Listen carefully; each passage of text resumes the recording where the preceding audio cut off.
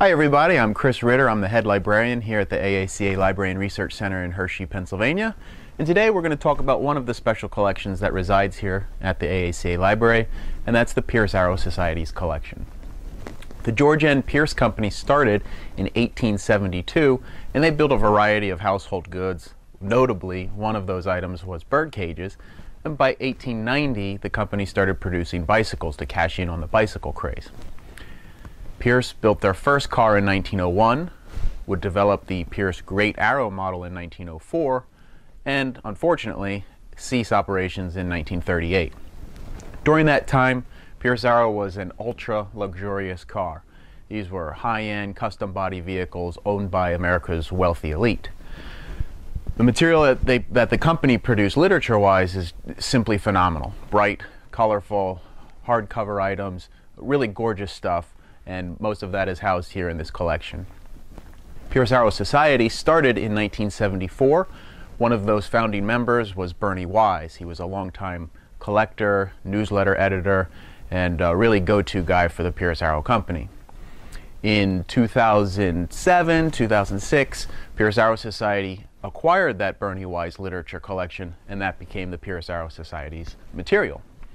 They moved that collection here in 2008. Pierce Arrow Society still retains ownership of that material, but here it's housed in a climate-controlled facility. We've digitized all of these pieces. Everything's entered into our online catalog, so you could read a description, see contents, dimensions, that sort of thing. And really, it's more accessible here in Hershey. So, the way that we have things laid out here first is the Pierce Arrow car literature collection. That would be traditional sales catalogs, owner's handbooks, clippings, advertisements, that sort of material. Pierce Arrow produced a truck line, so we have Pierce Arrow truck literature. We have Pierce Arrow car and truck parts books.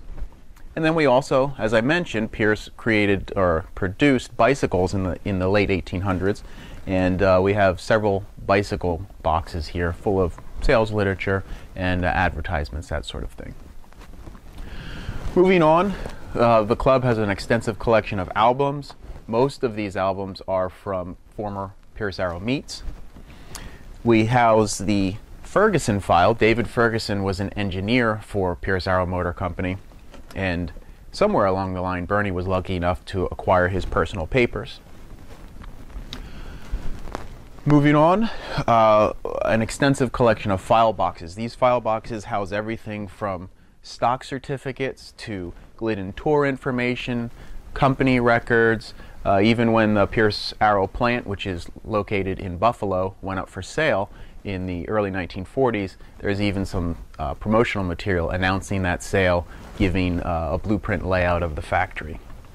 One of these boxes right here is a file box for the Pierce Travelodge trailer. And this was introduced in 1937 and 1938 during the trailer craze, and there's a few of these still in existence, and we're lucky enough to have several pieces of literature dedicated to the Travelodge trailer. Moving forward, we have the Society's Miscellaneous Files, and Miscellaneous Files are sort of like the file boxes where they encompass a wide range of material. Some of these miscellaneous items are clippings, they might be custom body art workups on Mylar, really nice pieces. We have films, there's blueprints in the collection, and also some personal papers from some former Pierce employees. Also of worth noting is the fact that there's some factory, like how to sell a car, or say factory policies. That stuff is in the Miscellaneous Files as well. This column contains service information for Pierce Arrow cars. It's I should probably point out that Pierce Arrow never produced a shop manual.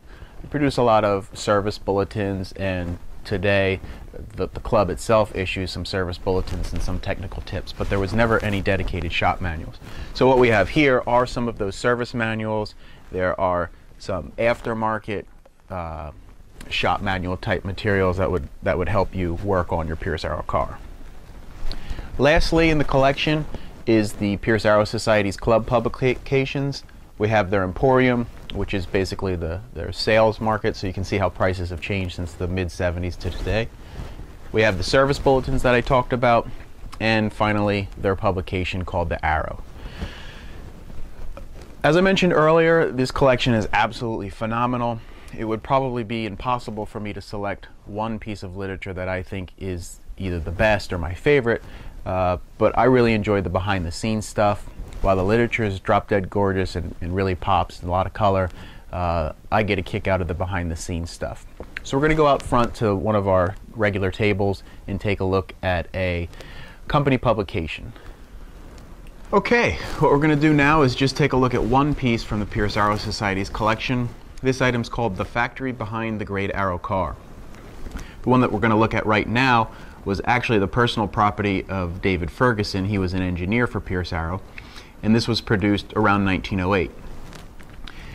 Throughout the company's history, Pierce Arrow produced several of these catalogs or these books, which is what they really are, and it's cool to see the evolution as machinery changed and as the company expanded.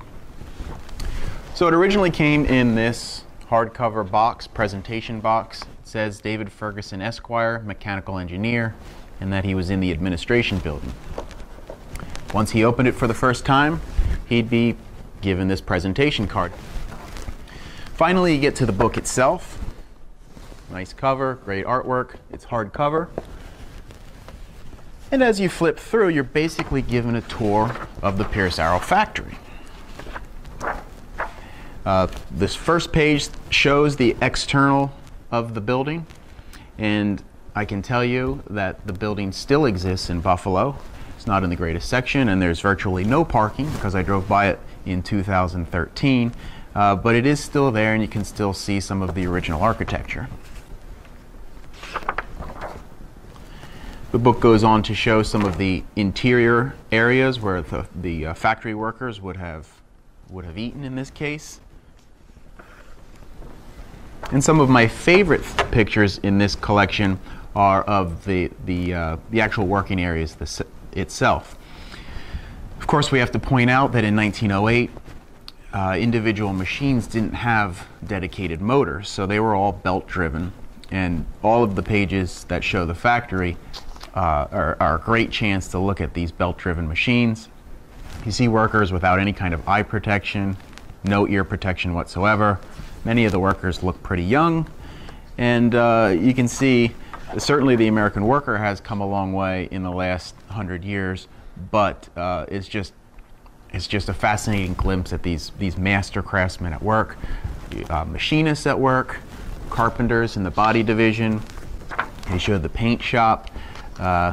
It's really just, again, I'll reuse it, just a fascinating glimpse on what production was like in 1908 at Pierce Arrow.